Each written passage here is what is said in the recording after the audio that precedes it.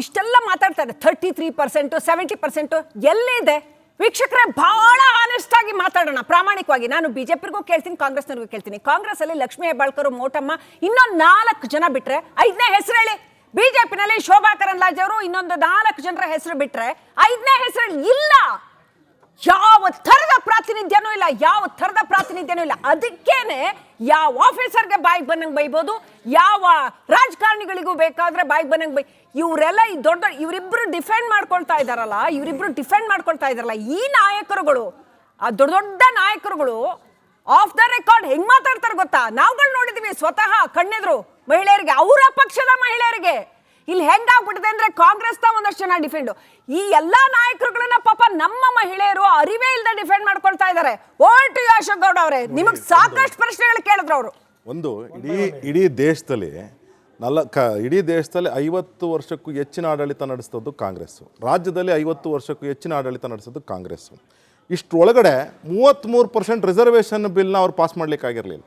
ಪೂಜ್ಯ ದೇವೇಗೌಡರು ಇದೇ ರಾಜ್ಯದಲ್ಲಿ ಮುಖ್ಯಮಂತ್ರಿ ಆಗಿದ್ದಾಗ ಪಂಚಾಯತ್ ರಾಜ್ನಲ್ಲಿ ಮಾಡ್ತಾರೆ, ಅದಾದಮೇಲೆ ಅಲ್ಲಿ ಕೇಂದ್ರದಲ್ಲಿ ಮಾಡಬೇಕು ಅಂತ ಹೊರಡ್ತಾರೆ. ಅದಾದಮೇಲೆ ಫೈನಲ್ ಆಗಿದ್ದು ನರೇಂದ್ರ ಮೋದಿ ಸರ್ಕಾರದಲ್ಲಿ 33% ರಿಸರ್ವೇಷನ್ ಆಯಿತು. ಅದಾದಮೇಲೆ ಈ ಮಹಿಳೆಯರಿಗೆ ನ್ಯಾಯ ಕೊಡಬೇಕು ಅಂತಲೇ ಅನೇಕ ಕಾನೂನುಗಳನ್ನು ತಂದಿದ್ದು ನರೇಂದ್ರ ಮೋದಿ.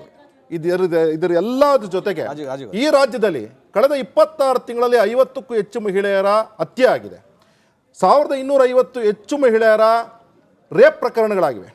ಅದಾದಮೇಲೆ 10,000 ಮಹಿಳೆಯರಿಗೆ ಅವಮಾನ ಆಗ್ತಕ್ಕಂಥ ಕೆಲಸ, ಅಲ್ಲೆಲ್ಲ ಹೋದ್ರು, ಅವರು ಹಿಂದ್ಗಡೆ ಹೊಡೆದ್ರು, ಅವನ್ನ ಹರಾಸ್ ಮಾಡ್ತಕ್ಕಂಥ ಕೆಲಸ ಬಸ್ನಲ್ಲಿ ಬಿಟ್ಟಿಲ್ಲ. ಇಂತಹ ಒಂದು ಹರಾಸ್ಮೆಂಟ್ ಕೆಲಸ ಕಳೆದ 26 ತಿಂಗಳಲ್ಲಿ ರಿಜಿಸ್ಟರ್ ಆಗಿರ್ತಕ್ಕಂಥ ಕೆಲಸ.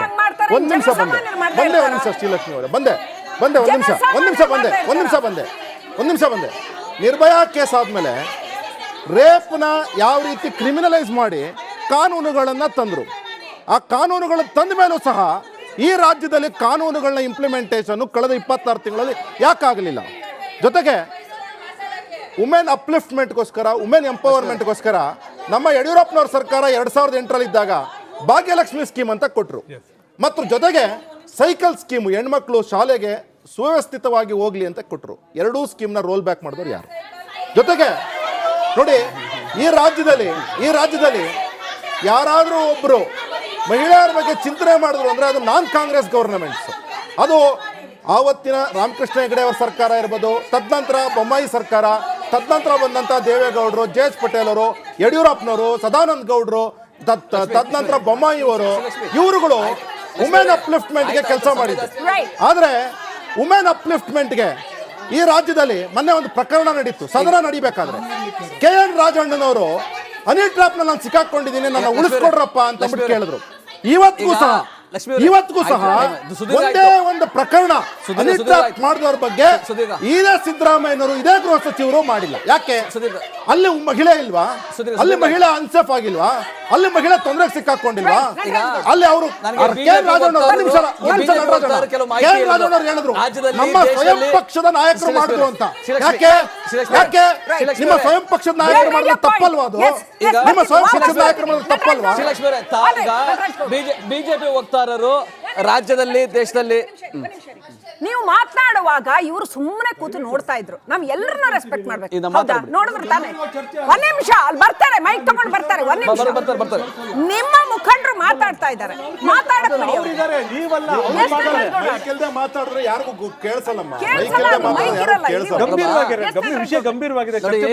ಬಿಜೆಪಿ ವಕ್ತಾರರು ರಾಜ್ಯದಲ್ಲಿ ಅತ್ಯಾಚಾರಗಳು ಹೆಚ್ಚಿಗೆ ಆಗಿದ್ದಾವೆ ಅಂತ ಹೇಳಿದ್ರು. ಅದು ನಾನು ಹಾಸನದ ಮಾಜಿ ಸಂಸದ, RR ನಗರದ ಹಾಲಿ ಶಾಸಕ, ಬೆಳಗಾವಿಯ ಹಾಲಿ ಬಿಜೆಪಿಯ ಶಾಸಕ, ಇವನ್ನೆಲ್ಲ ಸೇರಿಸ್ಕೊಂಡು ಹೇಳಿದ್ದಾರೆ ಅಂತ ನಾನು ಅನ್ಕೊಂತೀನಿ. ಆಯ್ತಾ? ಅಲ್ಲ, ಮುನಿರತ್ನವರು ಜೈಲಲ್ಲಿಂದ ಬೇಲ್ ಬಂದಿದ್ದಾರೆ. ನಿಮ್ಮ ಬಿಜೆಪಿ ಶಾಸಕ, ಸಂಸದರು, ಇನ್ನ ಮಾಜಿ ಸಂಸದರು ಜೈಲಲ್ಲೇ ಇದ್ದಾರೆ. ಇಡೀ ದೇಶದಲ್ಲಿ ವಾರ್ಷಿಕವಾಗಿ 35,000 ಮಹಿಳೆಯರ ಅತ್ಯಾಚಾರ ಆಗ್ತಾ ಇದೆ. ಉತ್ತರ ಪ್ರದೇಶ ನಂಬರ್ 1 ಬಿಜೆಪಿ ಆಳ್ವಿಕೆ. ಕಳೆದ 10-11 ವರ್ಷಗಳಿಂದ ಮಹಿಳೆಯರಿಗೆ ಇಡೀ ದೇಶದಲ್ಲಿ ಒಂದು ತಾರತಮ್ಯ, 2ನೇ ದರ್ಜೆಯ ಪ್ರಜೆಗಳ ತರ ಕಾಣ್ತಾ ಇದ್ದಾರೆ. ಆ ಮನಸ್ಥಿತಿ ಬಿಜೆಪಿಗಿದೆ. ನೋಡಿ, ಇವತ್ತು ಕರ್ನಾಟಕ ರಾಜ್ಯದಲ್ಲಿ ಮಾನ್ಯ ಸಿದ್ದರಾಮಯ್ಯನವರು ಅಧಿಕಾರಕ್ಕೆ ಬಂದ ಮೇಲೆ ಮಹಿಳಾ ಸಬಲೀಕರಣ ಅಂದರೆ ಗೃಹಲಕ್ಷ್ಮಿ, ಗೃಹ ಜ್ಯೋತಿ, ಶಕ್ತಿ ಯೋಜನೆಗಳ ಮುಖ ಮಹಿಳಾ ಸಬಲೀಕರಣ ಆಗಿರ್ತಕ್ಕಂಥದ್ದು. ಇಡೀ ದೇಶದಲ್ಲಿ ಬೆಂಗಳೂರಿನಲ್ಲಿ 30% ಮಹಿಳೆಯರು ಕೆಲಸಕ್ಕೆ ಹೋಗ್ತಾರೆ. ಇಡೀ ದೇಶದಲ್ಲಿ ನಂಬರ್ 1 ಇದೆ. ವುಮೆನ್ ಎಂಟರ್ಪ್ರಿನರ್ಶಿಪ್ ಅಲ್ಲಿ ಇಡೀ ದೇಶದಲ್ಲಿ ಬೆಂಗಳೂರು ನಂಬರ್ 1 ಇದೆ. IT ಕೆಲಸ ಮಾಡೋರಿಗೆ ಇಡೀ ದೇಶದಲ್ಲಿ ನಂಬರ್ 1 ಇದೆ. ಈ ಬೆಂಗಳೂರಿನಲ್ಲಿ ಕರ್ನಾಟಕದಲ್ಲಿ ಮಹಿಳಾ ಸಬಲೀಕರಣ ಆಗಿರೋದು ಕಾಂಗ್ರೆಸ್ ಇಂದ ಮಾತ್ರ. ಅದೇ ಬಿಜೆಪಿ ಎಷ್ಟು ಜನ ನಟರಾಜ್ ಗೌಡ್ರೆ ಅದ್ಭುತವಾದ ಒಂದು ಪ್ರಶ್ನೆ ಕೇಳ್ತೀನಿ. ಕೇಳಿ. ನೀವ್ ಎಲ್ಲಾ ಯೋಜನೆಗಳು ಮಾಡಿದ್ರಿ ಸರಿ, ಏನೋ ಭಿಕ್ಷೆ ನಿಮ್ಗೆ ಕೊಡ್ತಾ ಇದೀವಿ ಅನ್ನಂಗೆ ಒಂದ್ ನಿಮಿಷ 10 ಜನ ಮಿನಿಸ್ಟರ್ಗಳ ಹೆಸರು ಹೇಳಿ, ಮಹಿಳಾ ಮಿನಿಸ್ಟರ್ಗಳು ಕಾಂಗ್ರೆಸ್ ನಮ್ ಕರ್ನಾಟಕದಲ್ಲಿ. ಐ ಅಗ್ರಿ 10 ಜನ. I agree. ಏನ್ ಅಗ್ರಿ ಹೇಳಿ? ಕೇಳಿ ನಾವು ಗ್ರಾಮ ಪಂಚಾಯತ್ ಗ್ರಾಮ ಪಂಚಾಯಿತಿಯಿಂದ ಹಿಡಿದು ಕಾರ್ಪೊರೇಷನ್ 50% ರಿಸರ್ವೇಶನ್ ಕೊಟ್ಟಿದ್ದು, ಪಂಚಾಯತ್ ರಾಜ್ ವ್ಯವಸ್ಥೆಯನ್ನ ಗಟ್ಟಿಗೊಳಿಸಿದ್ದು ರಾಜೀವ್ ಗಾಂಧಿ ಅವರು ಪಂಚಾಯತ್ ರಾಜ್ ವ್ಯವಸ್ಥೆ ಅಂತ. ಇವತ್ತು 50% ಮಹಿಳೆಯರು ಇವತ್ತು ಈ ದೇಶದಲ್ಲಿ ಕಾಂಗ್ರೆಸ್ ಬಿಜೆಪಿ 33% ಪಂಚಾಯತ್ ರಾಜ್ ಪಾಸ್ ಮಾಡಿದ್ದು ಪಿ ನರಸಿಂಹರಾವ್, ರಾಜೀವ್ ಗಾಂಧಿ ಅಲ್ಲ. ರಾಜೀವ್ ಗಾಂಧಿ ಅಲ್ಲ. ಸತ್ಯ ಹೇಳಿ, ಸತ್ಯ ಕೆಲಸ ಮಾಡಿ. ರಾಜೀವ್ ಗಾಂಧಿ ಅವರ ಪಂಚಾಯತ್ ರಾಜ್ ವ್ಯವಸ್ಥೆ Rajiv Gandhi was against Panchayat Raj. It was P. Narasimha who passed it. Number 74th amendment. We are adding. Okay, I agree. Please don't tell lies. Please don't tell lies. ನಿಮಗೆ ಡೈವರ್ಟ್ ಆಗ್ತದೆ. ಒಂದು ನಿಮಿಷ divert ಆಗ್ತದೆ. ಅನಿಲ್ ರಾಜಪ್ಪಾರ ಬರೇ political debate ಆಗ್ತಾ ಇದೆ. No ನೀವು ನನ್ನ ಡಿಸ್ಟರ್ಬ್ ಮಾಡಿದ್ದಾರೆ. ನಾನು ಬೇರೆಯವರಿಗೆ ಹ್ಯಾಂಡ್ ಓವರ್ ಮಾಡಬೇಕಾಗುತ್ತೆ. ಒಂದು ನಿಮಿಷ ನಾನು ಕೇಳ್ತಾ ಇರೋ ಪ್ರಶ್ನೆಗೆ ಉತ್ತರ ನಟರಾಜ್ ಗೌಡ್ರು ಅಟ್ಲೀಸ್ಟ್ ಈ ಚರ್ಚೆಲ್ಲಾದ್ರೂ ಕೇಳಿ ಪ್ರಶ್ನೆ ಈ ಪ್ರಶ್ನೆಲ್ಲಾದ್ರೂ ಅಟ್ಲೀಸ್ಟ್ ನೀವು ಆನೆಸ್ಟ್ ಆಗಿ ಆನ್ಸರ್ ಮಾಡಬೇಕು. ರಾಜಕೀಯ ಬಿಡಿ ಸರ್, ಒಂದು ದಿನದ ಮಟ್ಟಿಗೆ ರಾಜಕೀಯ ಪ್ರಶ್ನೆ ಕೇಳಿ. ಮಹಿಳೆಯರು ಪ್ರಶ್ನೆ ಕೇಳಿದ್ರು, ರಾಜಕೀಯ ಬಿಟ್ಟು ನೀವು ಮಹಿಳೆಯರನ್ನ ಗೌರವಿಸ್ತೀರಾ ರಾಜಕಾರಣ. ನಟರಾಜ್ ಗೌಡ್ರೆ ನೀವು ಸಾಕಷ್ಟು ಜನ ಎಲ್ಲ ಪಕ್ಷಗಳ ಮುಖಂಡರ ಜೊತೆ ಒಡನಾಡಿರ್ತೀರಾ, ಕೆಟ್ಟದಾಗಿ ಮಾತಾಡಲ್ವಾ ಅವರು? ಹೆಣ್ಮಕ್ಳ ಬಗ್ಗೆ ಹೋಗುವ ಅಂತ ಮಾತಾಡೋದು ಒಂದೇನ್ ಗೊತ್ತಾ, ಮಹಿಳೆಯರ ಬಗ್ಗೆ ಮಹಿಳೆಯರು ನಮಗೆ ಸರಿ ಸಮ ಇದ್ದಾರೆ, ಮಹಿಳೆಯರಿಗೂ ಕೂಡ ನಮ್ಮಷ್ಟೇ ಅಧಿಕಾರಗಳಿದ್ದಾವೆ. ಆ ತರ ಯಾವಾಗ ಮನಸ್ಥಿತಿ ಬರೋದಿಲ್ಲ, ಆ ಮನಸ್ಥಿತಿ ಇದ್ದಾಗ ಆ ಮನಸ್ಥಿತಿ ಬರ್ದಲೇ ಇದ್ದವರು ಯಾರಿಗೆ ರಾಜಕಾರಣಿಗಳಿಗೆಲ್ಲ ರೀ, ಎಸ್ಪೆಷಲಿ ನೋಡಿ ಕೇಳಿಸ್ಕೊಳ್ಳಿ, ನಾಗಪುರದ ಸಂಘಟನೆಯ ಬೆಂಬಲಿತರು ಯಾರ್ಯಾರಿದ್ದಾರೆ ಅವ್ರಿಗೆಲ್ಲ ಮಹಿಳೆಯರ ಮೇಲೆ ಗೌರವ ಇಲ್ಲ. ನಾಗಪುರ ಸಂಘಟನೆಯಿಂದ ಏನು ಇಲ್ಲಿವರೆಗೂ ಯಾರಾದ್ರೂ 100 ವರ್ಷದಲ್ಲಿ RSS ಯಾರು ಮುಖ್ಯಸ್ಥರು ಮಹಿಳೆಯರಾಗಿದ್ದಾರಾ? ಯಾರಾಗಿದ್ದಾರಾ? ಯಾರಾದ್ರೂ ಬಿಜೆಪಿ ರಾಷ್ಟ್ರೀಯ ಅಧ್ಯಕ್ಷರಾಗಿ ಬಿಜೆಪಿ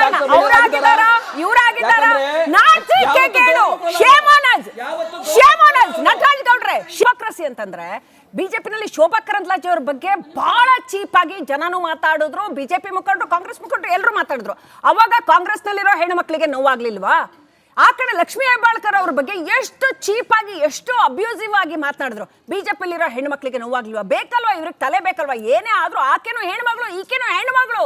ನಾವಿಲ್ಲಿರೋ ಹೆಣ್ಣು ಮಕ್ಕಳನ್ನ ಶಕ್ತಿ ಅಂತ ನಮ್ಮ ಪರಂಪರೆ ನೋಡುತ್ತೆ, ಅದ್ರ ರಾಜಕಾರಣದಲ್ಲಿ ವಸ್ತು ಅಂತ ನೋಡ್ತಾರೆ. ಹೆಂಗ್ ಬಳಕೆ ಮಾಡ್ಕೊಳ್ಳಿ ಇವಳನ್ನ ಮೇಲಿಂದ ಕೆಳಗೆ ನೋಡ್ತಾರೆ.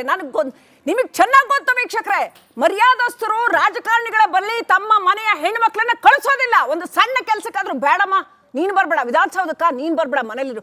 ಇದು ಇವ್ರಗಳ ಹಣೆ ಬರ. ಅನಿಲ್ ಅವರೇ ಕ್ವಿಕ್ಲಿ.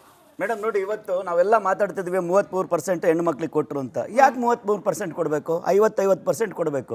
ಹೆಣ್ಣು ಅಷ್ಟೇ ಸಬಲಿ ಆಗಿರಬೇಕು, ಗಂಡು ಅಷ್ಟೇ ಸಬಲಿ ಆಗಿರಬೇಕು. ಇನ್ನೊಂದು, ಇವತ್ತೆಲ್ಲ ನೋಡ್ತಾ ಇದೀವಿ ನಾವು, ನಮ್ಮ ಪಕ್ಷದಲ್ಲೂ ಹೆಣ್ಣು ಮಕ್ಕಳಿದ್ದಾರೆ ರಾಜಕಾರಣದಲ್ಲಿ. ಆದರೆ ಯಾವುದೇ ಹೆಣ್ಣು ಮಗು ರಾಜಕಾರಣಕ್ಕೆ ಬರೋಕ್ಕೆ ಇವತ್ತು ಮನೇಲಿ ಹೇಳ್ತಾರೆ ಹೋಗ್ಬೇಡಮ್ಮ ಮರ್ಯಾದೆ ಹೋಗುತ್ತೆ ಅಂತ. ಈ ಮರ್ಯಾದೆ ಹೋಗುತ್ತೆ ಅನ್ನೋ ಪದನ ಯಾರು ಸೃಷ್ಟಿ ಮಾಡಿರೋದು? ನಾವೇ ರಾಜಕಾರಣಿಗಳು. ಇನ್ನೊಂದು ಮಾತು ಹೇಳ್ತೀನಿ, ಇವತ್ತು ಇಷ್ಟು ವರ್ಷ ಹೇಳ್ತಿದ್ದಾರೆ, 70 ವರ್ಷ 40 ವರ್ಷ ಅವರು ಆಳಿದ್ರು, 50 ವರ್ಷ ಇವರು ಆಳಿದ್ರು, 20 ವರ್ಷ ಇನ್ನೊಬ್ರು ಆಳಿದ್ರು ಅಂತ.